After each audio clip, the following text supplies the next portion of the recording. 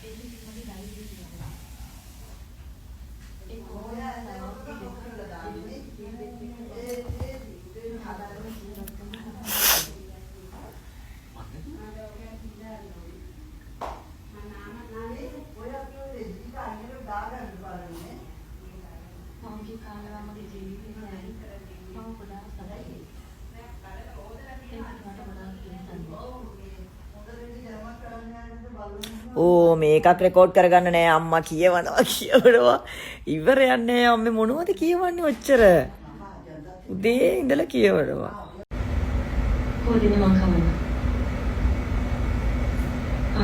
මල්ලි දැන් කන්නෝනේ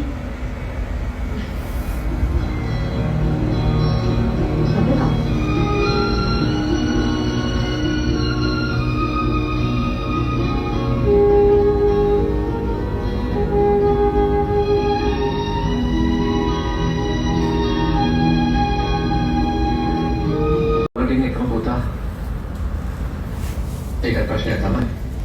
අනේ සංදේශ. මම වලට කොහොමදවත් බල කරන්නේ මට මගේ මල්ලිය වගේම වාට වගේ දෙමව්පියෝ තෝරන්නේ නෑ. ඔයස හැල්ලෙන් හිතලා බලලා තියුණා ගන්න සංදේශ. මම මුකුත් හිතන්නේ නෑ. තාත්තලාව කොහොමද කැමති කරවගන්න බලමු.